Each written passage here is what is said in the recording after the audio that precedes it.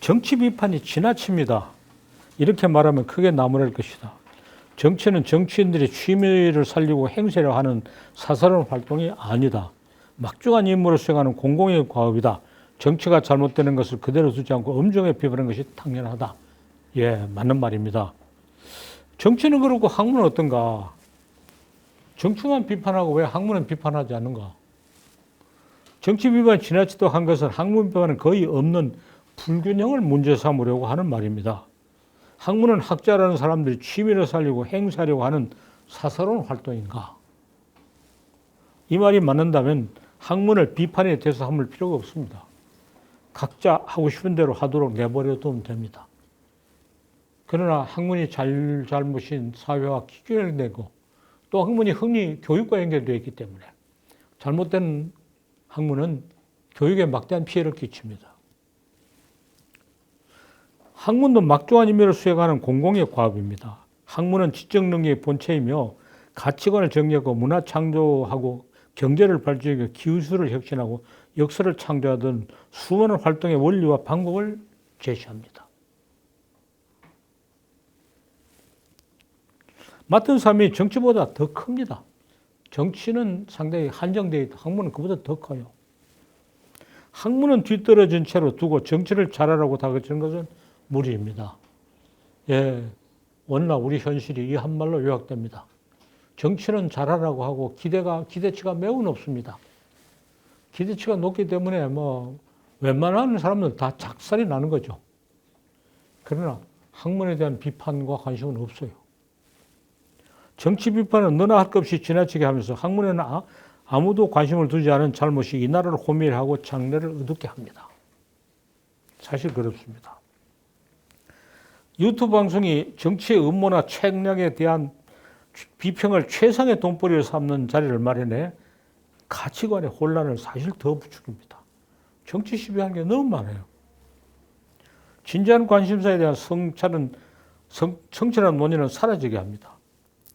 통일을 바람직하게 이루고 하고 근대를 넘어서 다음 시대를 창조하는 방향을 찾아야 한다는 것은 그냥 해버린 소리에 지나지 않고 모든 것이 불확실하고 암담하고 한탄하는 비관에 사로잡히지 않을 수 없게 합니다. 정치 과잉이 유튜브를 통해서 확산되고 있으면서 아주 나쁘게 말하면 전염병 같이 퍼지고 있다고 이렇게 말할 수 있어요. 김정은이 살았냐 죽었냐 가지고 수없이 사람이 돈을 벌었어요. 정신을 차리려면 잘못된 생각을 바로잡고 사례를 분별하게 알아야 합니다. 학문이 정치를 이끌어야 합니다. 미래의 세계로 나가는 지침을 학문이 제공해야 합니다. 정치가 학문을 이끌어야 한다고 하면 그것은 전체주의 국가의 잘못을 이끌입니다. 정치가 학문을 이끌을 수가 없습니다. 이끌어서도 안 돼요. 정치 이념이 모든 것을 이미 결정해 놓았으니 따르면 된다고 하면서 타고 있는 배가 부서지는 사태는 비밀로 하고 선장의 권한 강화가 문제 해결의 방법이라는 억서를 더 굳히는 데까지 이릅니다. 예, 정치 지도에 대한 과도한 신뢰가 문제죠. 과도한 신뢰가 있었기 때문에 또 급핏하면 욕을 바가지로 해요. 예, 정치 지도자가 배를 잘 몰 수 있게끔 나침반도 만들어주고 해도도 만들어주고 일기예보도 해주고 하는 학문의 노력이 필요해요.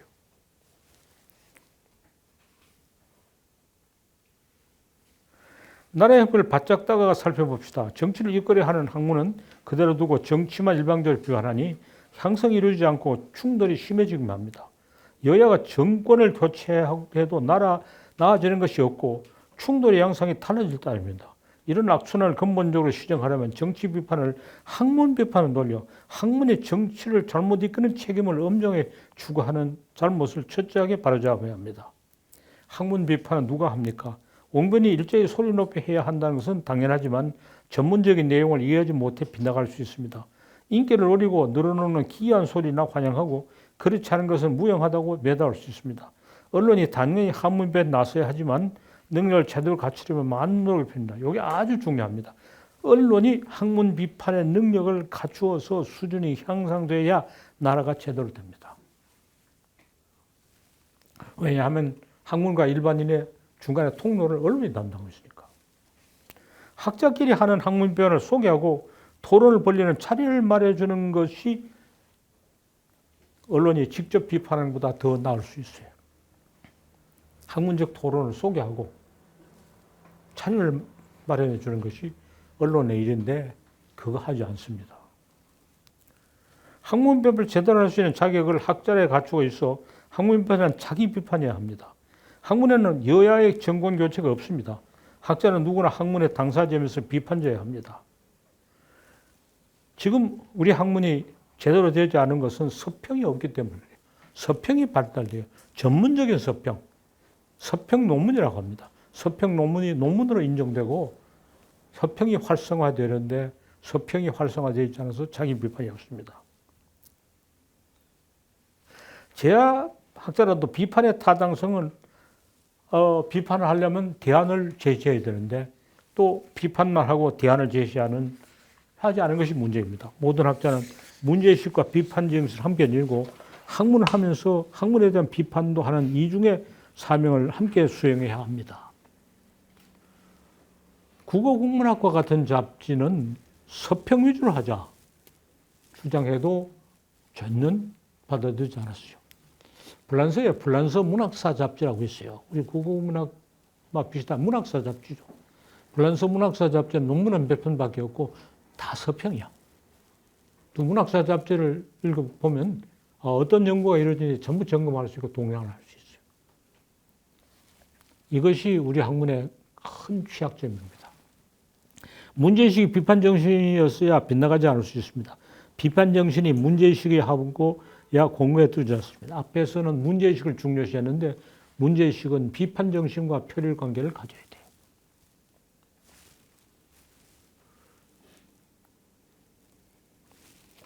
학문 비판이 연구를 통해 전개되기만 하면 많은 노력이 필요하고 진전이 늦으므로 지름길을 찾아 당장 논쟁을 활발히 일으켜 학문을 발전이 가속해야 됩니다. 서평을 논문이라고 할 수 있는 내용과 분량 가져서 서평 논문이 많이 나와야 해야 되고 이것을 중요한 연구업적으로 인정해야 합니다. 서평 논문을 발표하고 학회지에 게재하는 것을 학교 활동의 핵심 사업으로 삼아야 합니다. 반드시 이렇게 변화가 와야 돼요. 가장 소중한 비판은 학자 개개인의 자기 비판입니다. 점점 더 비판을 더 안으로 들어갑니다. 자기 비판을 혹독히 하는 입산 수도에서 깨달은 바가 있어야 학문 비판의 본보기를 볼 수 있습니다. 학문 비판이 정상화하고 성숙되면 정치가 따르지 않을 수 없어 정치 비판이 염려하지 않아도 저절로 이루어집니다. 이런 날이 믿고 기다리면 저절로 오는 것은 아닙니다. 학자 무리가 자기 일은 버려두고 정치 비판에 열어 올리는 것을 흔히 봅니다. 학문한다는 사람이 자기 일은 버려놓고 정치만 해요. 자기 농사는 안 지고 농민의 농사에만 관심을 가져요. 자기는 패농을 하고 있으면서. 직무유기를 일삼으면서 선후를 뒤바뀌와 심각한 혼란을 일으킵니다. 정치에 대해서 비판적 열의를 많이 올릴 사람일수록 자기가 하는 학문은 패농을 하고 있어요. 학자는 온몸을 불태우는 자기 비판의 본보기를 보여 세상을 온전히 깨우치고 정치가 무지의 속으로 벗어나 비판을 수용하지 않을 수 없게 해야 합니다. 오늘날 사회의 중요한 문제마다 학문이 허약하고 학문이 자기 일을 할 일이 없기 때문에 그냥 함부로 주장하는 사람, 목청 큰 사람이 이기고 여야가 이해관계에 따라서 진실을 마음대로 왜곡시게 합니다.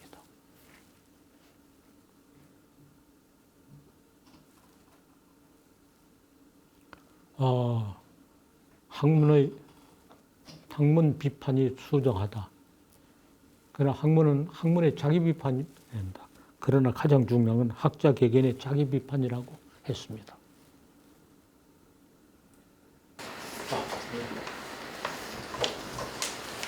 선생님께서 정치 비판과 학문 비판을 이야기를 하셨습니다. 근데 조금 다른 부분에서 또 본다면 정치 참여와 학문 참여가 있을 것 같습니다. 모든 국민이 투표로서 정치 참여를 하는데 정정하겠습니다. 모든 사람이 이제 학문 참여를 못하는 것이 아닌가 혹시 할 수 있다고 생각하시는지? 예, 학자의 저작이 논문의 형태로 나왔을 때는 학문하는 사람들에게 공개된 거예요. 그러나 저서의 형태로 나왔을 때는 모든 사람이 공개된 거예요. 그러니까 저서로 출간된 학문 업적을 읽고 이해하고 비판함으로써 모든 사람이 학문 참여의 길이 열려져 있어요. 거기서 훌륭한 업적이 평가되고 사이비 업적이 가려지고 잘못된 가짜 학문이 비판을 받는 그런 일이 이루어져야 돼요. 어떤 학자가 열어올려가 학자라기보다 사이비 학자죠. 열어올려 떠든 것이 순전히 엉터리라고 하는 비판적인 저서도 드러나와 있어요. 그것은 학문 비판을 하는 거죠. 그러나 잘못된 것을 나무라는 것은 또 필요하지만 훌륭한 것을 받아들여서 더 발전시키는 것. 훌륭하기는 하지만 아직 이게 모자란다. 이게 더 있어야 된다. 이렇게 하는 것. 이제 시대는 댓글 시대인데 그런 학문적 저자에 큰 규모의 댓글이 많이 진행돼야 돼요. 그러나 그렇게 하기 전에 서평을 위주로 한 일반 신문이 간행물이 있어요. 서평문화라는 책이 전에 있었는데 나오다 말아버렸어요. 그리고 학회지가 서평 위주로 편집돼야 되고 서평 논문을 업적으로 인정해야 되고 마르크 블로커라는 프랑스의 유명한 사학자가 있어요. 그 학자의 생애 12명 중에 하나를 다루는데 마르크 블로의 업적 목록을 보면 한 3, 4년, 4, 5년마다 책이 하나 나와요.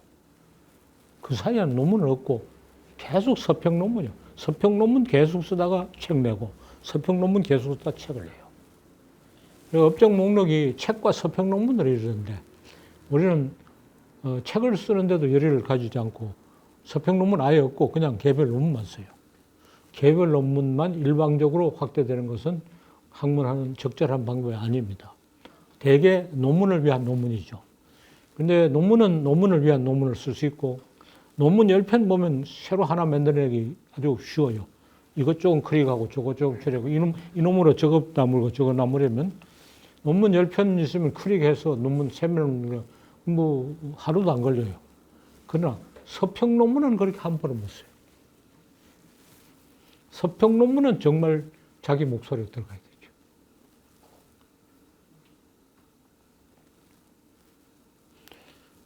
되죠. 대학원 교육에서 서평 논문을 써서 발표하는 연습을 많이 하는 것이 좋아요.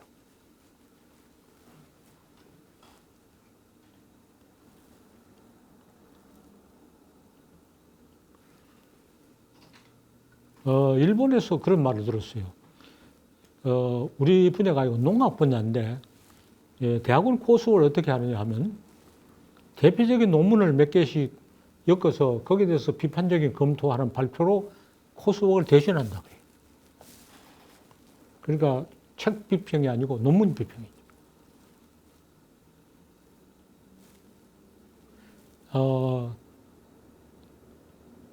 책 비평, 서평 발표도 중요하지만 논문에 대한 비평 발표. 그걸 통해서 그런 비판을 하고 창조력을 기르고 문제를 확인하고 학문 발전을 앞당기는 것이 좋다고 생각해요. 우리는 어떤 자료를 읽어서 발표하는 것을 위주로 대학원에 세미나를 전개하는데 그거 못지않게 업적에 대한 검토가 업적에 대한 검토를 하면서 안목을 가지면 자료에서 읽을 것을 읽어내고 뜻을 찾아낼 수 있고 의미가 있어요. 그냥 하면 그냥 글만 읽고 무조건 다독이고 자료가 많으면 다다익선이다. 이렇게 되면 학문이 빗나가게 돼요. 자료를 한 줄을 읽어도 정말 의미 있게 할 수 있고 자료를 산더미 같이 다뤄도 다 쓰레기를 만들 수 있어요.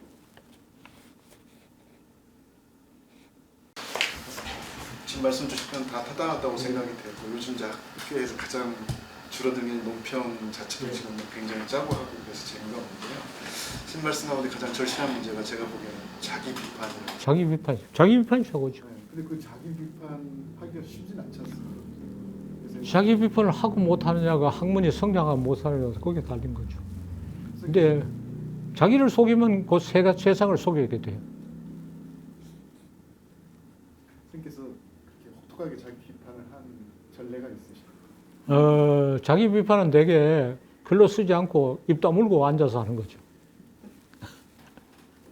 그리고 정말 잘못된 것은 글로 써서라도 발표해야 돼. 이건 내가 잘못됐으니까 이렇게 고친다 하지만은 우리가 정말 입 다물고 가만히 앉아서 명상하면서 많은 자기 비판을 해야 돼. 그리고 내가 무엇을 어떻게 할 것이냐를 생각하는 건 대부분 자기 비판이고 방향을 고치는 거고.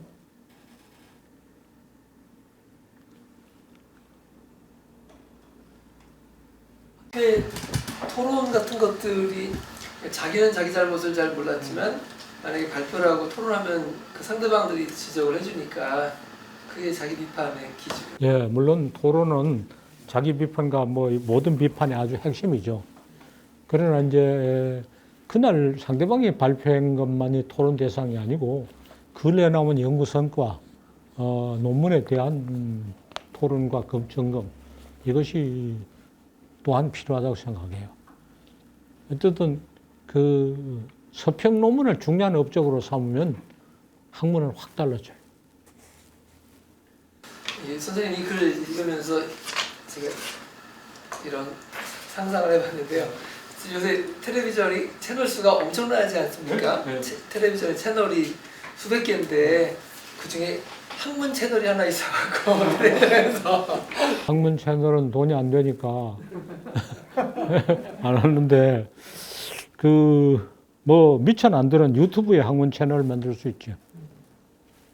유튜브에 학문 채널이 있고 그 유튜브 진행자가 요새 소위 콘텐츠나 미천이 없어서 못 하는데 그 학문 연구 논조에 대한 자기 나름대로의 비판과 검토 이걸 가지고 학문 채널을 하면 그런 대로 괜찮을 거고 더 인기를 끌려면 이제 일종의 독서 비판, 독서 비판 이런 거, 뭐 대중적인 책이나 교양책까지도 독서 비판 같은 거 하면 상당히 좋으리라고 생각. 독서 비판부터 학술적인 저서부터 전문적인 논문까지.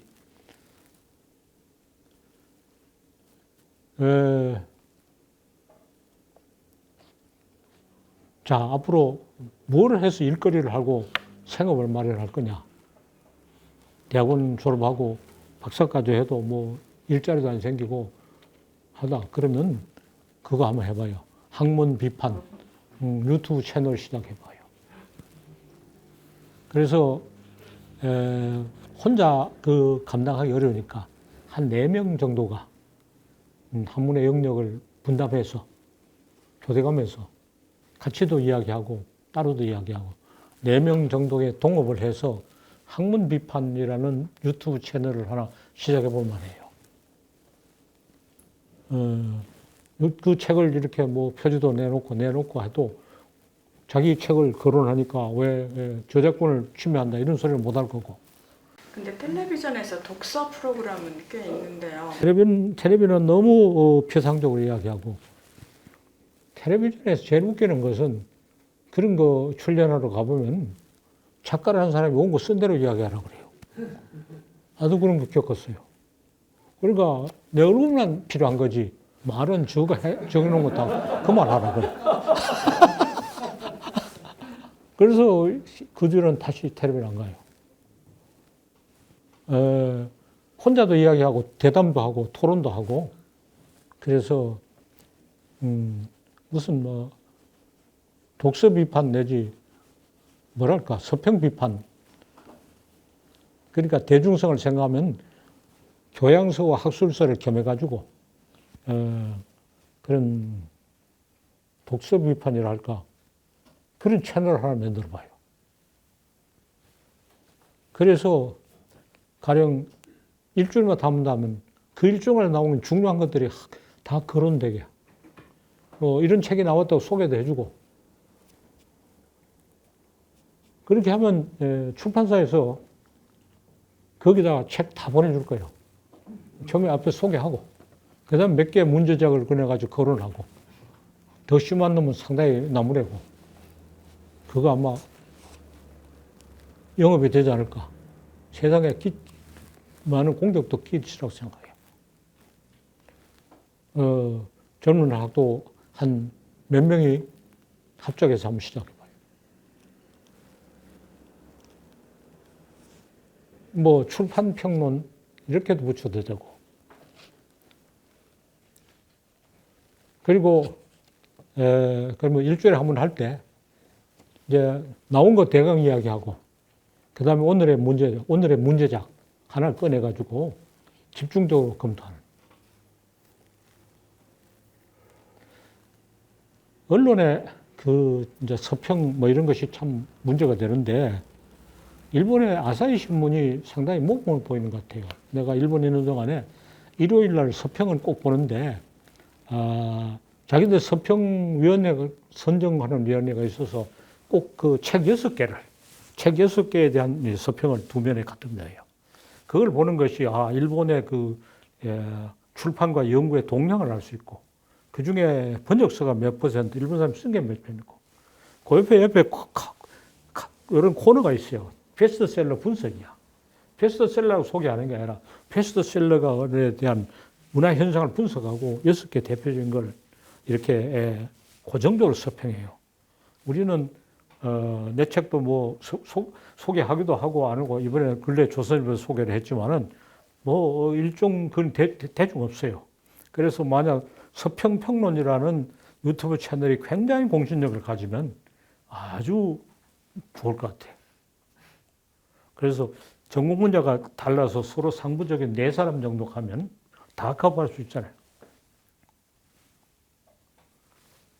세상에 굉장히 유익하게 하고 좋은 거 할 수 있고 오늘의 2주의 문제작에 대해서 집중적으로 검토하면서 비판적인 논의도 하고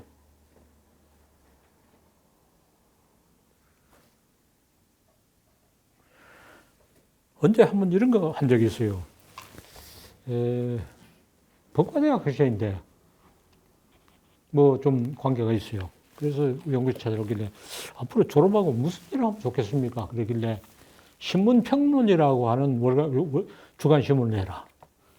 일주일 동안 신문에 나온 신문을 좀 다 조지고 비평하고 정리하고 나무래고 그러니까 신문평론이라고 하는 주간지를 내면 아마 성공하지 않겠나. 몇 사람의 뜻을 같이 한 사람이 해라. 그러나 주간지를 내는데도 너무 많은 경비가 필요하죠. 유튜브 채널 만들면 하나도 없어요. 그런데 신문 평론을 유튜브로 채널하면 요새 신문이 한물 가니까 아무도 관심 없을 거예요. 또는 유튜브 점검이라는 걸 내든지. 응? 그러나 출판 평론이 좋대. 독서 코너인가 무슨 유시민이 하는 그런 프로그램에서도 책을 골라서 그 책에 대한 비평을. 그러나 그 유시민이 가지는 전문성을 우리가 얼마나 인정할 수 있을까요? 그냥 뭐 얼굴 미검하고 말 잘하면 되는 게 아니거든요. 그 식견을 신뢰할 만해야 되죠. 식견을 신뢰하게 됐으니까 대학원에서 제대로 공부를 하고 자기 분야에 상당히 식견을 가진 몇 사람이 같이 해야 돼.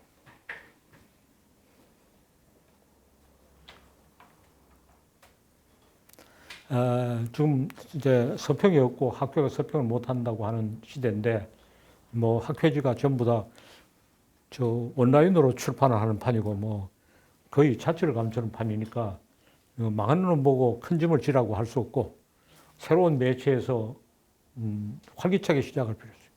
그런 거 하나 시작해봐요. 응? 응? 동지를 모아가지고 뭐 박사과정 단년 동안 해도 돼요. 그럼 박사 받으면 더 좋고 그래서 생계도 해결할 수 있을 것 같아요. 그러니까 일주일에 그 정리해주고 그런 노력이 우리가 많이 부족해요. 일본의 아사히 신문의 1호 그 서평판을 보면 동향이 전체가 드러나요. 그건 내가 꼭 봤어요. 그리고 전체 판도가 6개의 책을 골라서 서평을 하거든. 일본에서 뭐가 나왔나 다 사볼 수는 없지만 동향을 알 수 있어요. 그래서 이주일의 신간이라고 하는 데서는 거론할 가치가 있는 거는 짤막짤막 다 그죠. 나온 거 다 할 수는 없어요. 거론할 가치가 있는 건 짤막짤막 해주고 이주의 문제작이라 해서 집중 분석하고. 그러면 출판사에서 다투어 채권해 줄 거예요. 채권하는 데는 걱정 없어요. 그리고 출판을 활성화하는 데도 도움이 되고. 꼭 해볼 만하다고 생각해요. 그렇죠? 응? 그거는 정말 새로 공부하고 학문에 심한 경지에 이런 사람이 해야 돼. 그 지금 말한 그런 사람들이 가지고 있는 낡은 지식까지는 안 돼. 학문이 뭔지도 모르는 사람이. 학문은 그냥 말재주라고 착각하고.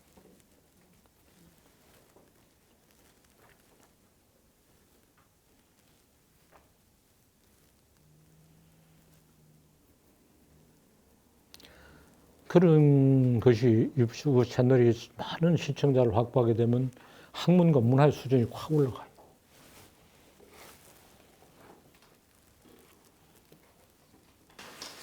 영화는 그런 유튜브가 상당히 많은데 네. 영화 작품들은 서로 이렇게 하고 많이 찾아보는데 이런 건 정말 없네요. 그리고 또 일본 작가야, 일본 사람이 고른 정리는 잘해요. NHK에 1호 미술관이라는 게 있어요. 1호 미술관이라는 것이 우리가 그 열린음악회, 일본의 1호 미술관이 서로 대조가 된다 하는 얘기를 했는데 1호 미술관이 다시 가보니까 시간대가 훨씬 나쁜 데로 간 것 같아요. 좋은 시간대에 있어서 일주일 동안의 미술 전시를 다 정리해줘요. 무슨 전시가 있었지 하고 그중에 하나를 더 각광을 받아서 그래 1호 미술관을 내가 꼭 봤다고요. 그런 것이 우리한테는 없어요. 그래서 1호 미술관식으로 해보라고 또, 내가 그때 그 시대와의 대화라 해서 그 교육방송에서 촬영팀이 왔을 때 그 중에 한 사람 보고 그거 해보라고 많이 권했어요. 그 유튜브에 1호 미술관 하나 해보라고. 그러면 자기 그림을 거기다 비추는 건 다 좋아하니까 뭐 저작권 운은 알려줄 거 없고 한번 간단하게 다 소개해주고 2주일에 전시회 해가지고 하나 특별히 소개해주는 거 거기에 대해서 상당히 심도 있는 해설과 논평을 하면 아주 좋을 것이다. 뭐 혼자 해도 되고 그거는 식견 있는 사람이 좋은 벌이도 됐다. 일전 돌아다니면서 계속 찍고 작가 인터뷰 하자 해도 거기 왔다 하면 다 인터뷰 응하지. 그건 이제 미술에 대해서 깊은 식견이 있는 사람이 가능하고. 근데 학문은 혼자는 못해. 분야가 다르니까. 자, 마치겠습니다. 감사합니다.